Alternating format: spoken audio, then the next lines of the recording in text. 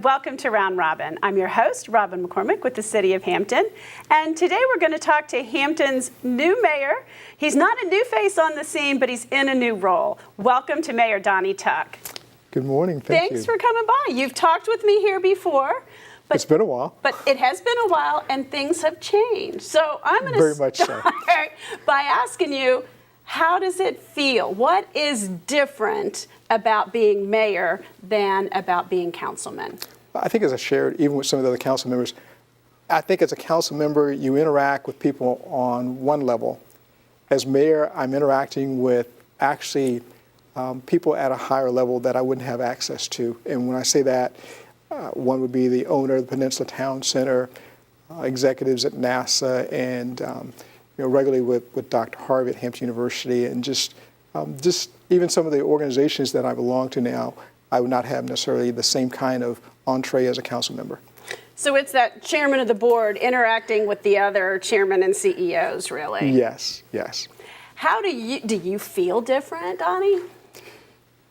In as much as people now call me mayor and feel like they have to put that there versus calling me Donnie or like councilman. I just did, sorry. Yeah, well, but it's fine, and I'm trying to adjust to that aspect of it. So it's that's one part of it, and then just some of the responsibilities. A lot more people want me there for greetings and welcomes and things like that, and so it's a bit different. And technically, they're all part-time jobs. Yes. And I think some council members make it a full-time job because you can do as much as you can spare the time to do.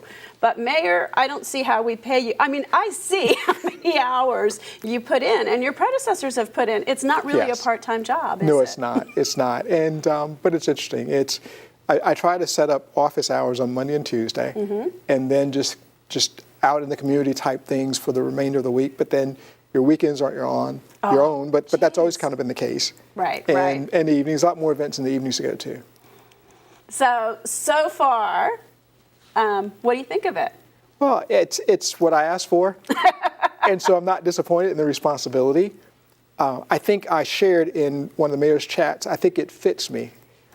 The sense of, I've done a lot of PR in the past, so kind of going out and being the face, if you'll use that expression, of an organization is not different for me, and I enjoy it.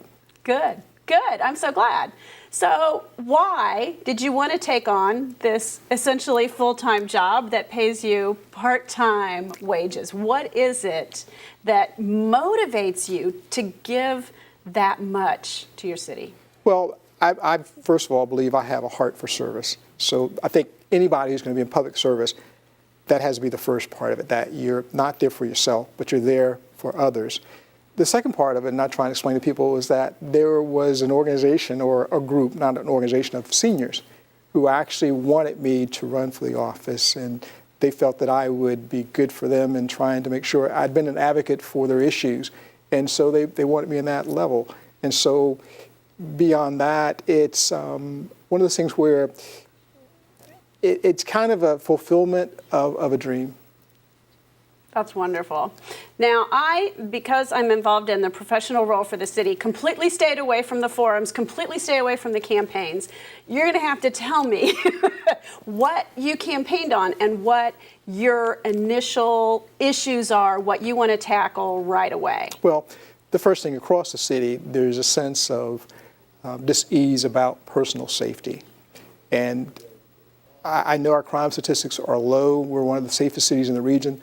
But it doesn't matter if people don't feel safe. So I think there's some things we need to do just to make sure that people have that sense of safety. Because of, I guess, that lack of safety, you'll have a decrease in social activity, economic activity. People look at your city differently as whether or not it's a place they want to move to or even live in. So I think for us, we've got to try and reassure our citizens. So that was number one. Okay. The second thing, again, goes back to the perception of our schools. And I know we're doing great things, and I think we've got a great school superintendent who has a history of turning around school districts. But we need to try and have a closer relationship with the school board. And what I'd said previously is that it had been a number of years since we had that full body engagement between the school board, superintendent, city manager, and council. We have a buddy system, but I didn't think that was sufficient. So we're looking at trying to maybe have at least two scheduled meetings a year with the school board to try and make sure that we are aware of the things that they're trying to do and the superintendent's trying to do, as well as what kind of initiatives they have that they might need maybe additional funding from the council. And then the other part is trying to make sure that we spread out the sense of economic development activity around the city and community development. There's some business districts that feel like they're kind of being left behind, and some neighborhoods that feel like they're in competition with other neighborhoods.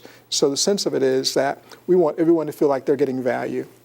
Okay, so let's take those in just a little bit more depth. How safety is a hard one. I mean, how do you, because it is part perception and part reality. I think most cities in the country have seen an uptick in crime. And so even though relatively we're still good, it's still, people still feel it. So how do we go about addressing that situation? Well, we had the police chief address the council back in February of 2016, so I want to date this. And one of the things that came out of that was that there was a manning shortage. So we want to try and make sure that we have the proper manning. And I think once you have the proper manning, then there are other things you can do as far as deployment.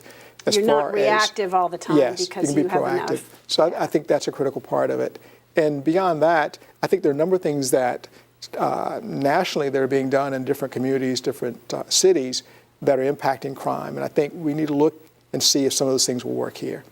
I think the other part too is so some of it is the prevention and the engaging the young people who are out on the streets doing unproductive things. Let's find other. They're young people, and then there's that kind of mid group between about 18 and 25. I'm counting them as young compared to you. Okay, all right, very young. All right.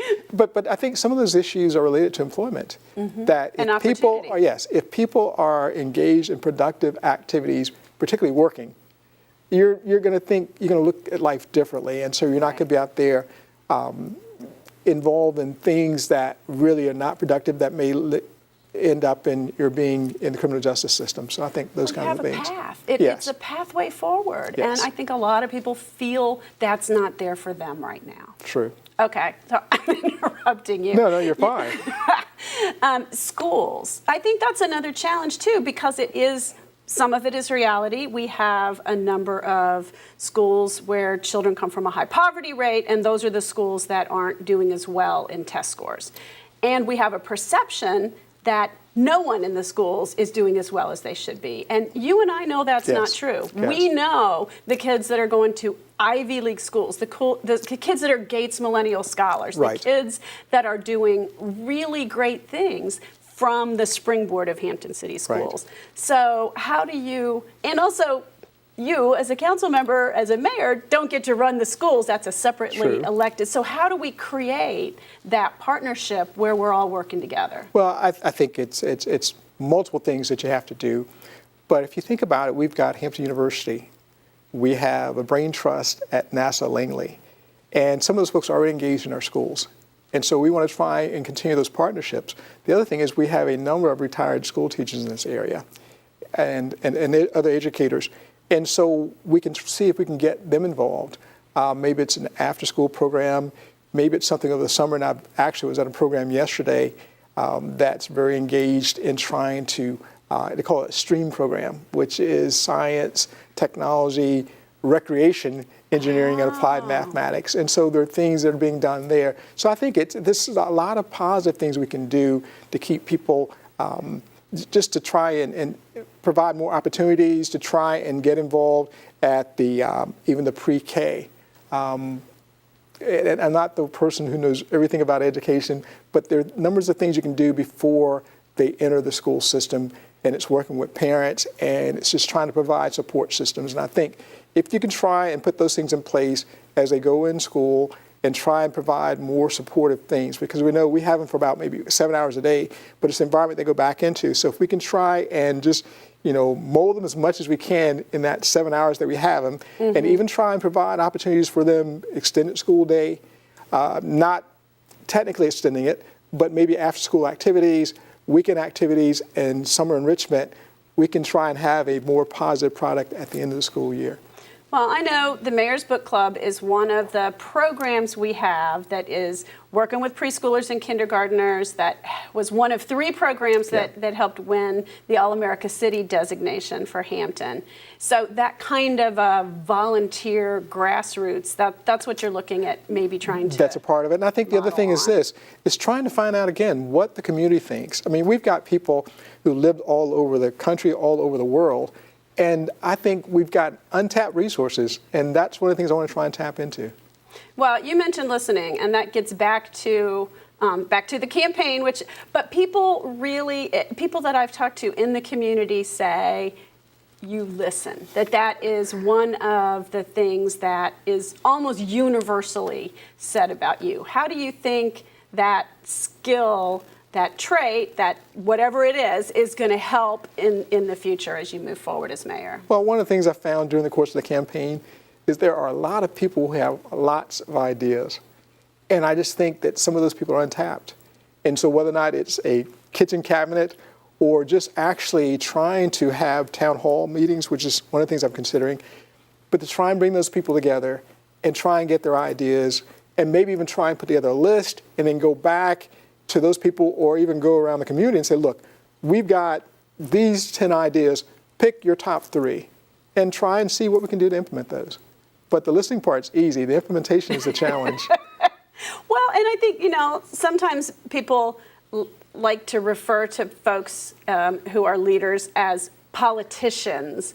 And I think that's such a derogatory term now. And public service. And people don't always see that. And so somehow, if they can be more involved and feel more a part of what's going on, then it might translate. Well, politician and bureaucrat, but those are 2 of the pejoratives. But I think actually I'm not a politician. I do consider myself a public servant. And I think actually the people who are on council have a heart for the city. We want to do great things for our city. We realize we have limited resources, and I think we've got to make the best decision we can. And I hope that folks understand that. What I want to do is, people ask me about goals and vision and objectives. What I want to do is to try and create 138,000 ambassadors for the city. And when I say that, is that I know there are people in the city who've had negative experiences with the city, whether something didn't get done at the right time or somebody didn't speak to them properly or the way they felt they should have been spoken to. But if we can turn that around, and I think there's a possibility of being able to turn that around. I hope so. And again, it's not universal. Really, people have, my department runs that citizen satisfaction survey, and it's something like 95% happiness with the way city employees and city officials do business. That is correct. So, but it's those other people who have a tendency when they're talking across the fence or they're in their social circles or whatever, and we've got to try and change that. And I think even going out, I've had an opportunity to even speak to citizens who really, really did not have positive interactions with their city, but trying to go out and talk to those people, you can't change them all, but you can at least try and have them feel better about their encounter with the city, and that's what I'm hoping for. When I talk about 138,000 ambassadors, is try and have people feeling positive. Maybe not got the outcome that they wanted, but they felt like they were heard. I think that's important, and it's certainly one of the things, consultant we had before I came to the city, but Steiner said one of the things about Hampton is we don't let things go. We are still debating decisions that were made in the 70s and 80s rather than, and mad about them, rather than working on where we are now and how we go forward. But I think we've got a lot of people who love our city. I think that's just tremendous. A lot of people love our city. Well, and that's where the frustration comes from, is because they love it and want it to be I understand that. a little more, But I think so. We've got a good starting point, or whatever you want to call it, of individuals who love our city. And what I try to do is, in going out to even the different neighborhood meetings and different groups like that, is just first of all show them that by my presence that I care, that I want to know what their concerns are, and that whether you address me in that meeting, after the meeting, you call me, email me, or whatever, I'm going to give you my attention. I'm going to do the best I can. And I think that kind of changes that tone, that dynamic, and hopefully we can move beyond those people who are holding on to those grudges. Well, respecting people goes a long way, and showing. It's not that other people don't, it's that you take that time and individual effort to show that. Okay, so we've talked about kind of the short term and your immediate plans. Step back for a minute and tell me what Hampton looks like in 10 years, in 25 years. It's a good one. But I think it's still going to be a dynamic city that's still trying to determine what it wants to be. Because actually, it's a moving target. And I hate to say that. Once upon a time, I think people weren't that focused on the millennials. No one was talking about millennials. I think maybe 5 to 10 years ago, they were talking about maybe the Gen Xers or the whatever. But I also know that Hampton has a challenge in trying to retain and attract some of those millennials or those folks under 30. And so I think it's going to be a balanced community. Right now, I think we may be tilted somewhat toward the seniors. And I think we got to respect that. And I've even talked to people who said that, hey, we need to try and make sure that we're more attractive and appealing for them, that we've got some great opportunities for seniors. And so, again, there are lots of voices out there. So it's not Donnie Tuck's vision and objective, but I think it's going to be a community thing that we find out over the next year or 2 or 3 what it is we want to do and put those things in place, because it has been. We've got a lot of master plans, and some of those things have been implemented. Some have been partially implemented, and those have still been on the shelf. And as I heard someone say recently, we don't want any more bookshelf projects. And that's a hard thing, because when you look at those bookshelf projects, the price tags on them are not immediately attainable. So figuring out which portions to do when and how, I don't envy right. Well, but the other part of that it, you and council have in front of you. But the It's other tough part of it, if choices. you can start trying to implement some parts of it and try and build just that kind of, and the word escapes me right now, but the idea is that you start getting those things in place, that other folks will come along. They'll see what you're doing, and you'll get that development that you're looking for. And you'll get those residents that you want to attract, and you'll have, again, a dynamic city, a thriving city. So that's where we're going. Dynamic, Doing my thriving, best, yes. residents and developments in a phased approach where the city isn't doing everything but is stimulating, and I'm Yes. paraphrasing you, but is stimulating that growth that then the private sector Yes. brings in. You can't make it without the private sector. But sometimes And you have can't to tell invest them in what to do. Yeah, right. But you have to invest in yourself. But if I believe that if you show folks that, the areas that you're investing in or whatever, and they can buy into that you'll get you'll get the investment that you're looking for. And that, I think, is a huge part of the job you're in now that's different than the job you were in before, because you are the chief vision explainer in a whole lot of ways. You have to see it, you have to translate it, you have to bring people along so they see it too. I like it that you didn't stop at vision maker. You said explainer, and I think that's a critical part of it, is to try to explain the vision. And not only that, but I think the critical part is also trying to create more partnerships. I think there are lots of people out there, lots of agencies, lots of groups out there that could help us and that are willing to help us. They've probably been on the sideline, and I'm trying to go out there now and say, hey, look, we want you as a partner. We want a stronger partnership relationship with you. Important, very important. I also want to say, I could sit here, this fires me up, and I could sit here and do this for a really long time, but I know people out there don't have that much attention span necessarily, and that it's an ongoing dialogue. So I want to promote that people can continue to reach out to you, that you do an online chat twice a Yes. month, unless, some big event intervenes, that there are other ways that people can hear from Mayor Donnie Tuck. There are lots of ways, and thank you for that. Okay. Do you have anything you want to add before we close? No, actually, I'm fine. I'm just enjoying what I'm doing, and I'm just hoping at the end of the 4 years that people will say, he made a difference. That's, I think that's what all of us want. Absolutely. We want you to make a difference, and we all want to make a difference too, and hopefully be a part of that partnership and cooperation that you're talking about. Thank you. Thank you so much. Thank you for having me. And thank you for watching. I hope you've learned a little more about Mayor Donnie Tuck and his vision, and how we can all contribute and help make this a better city. Thanks for watching.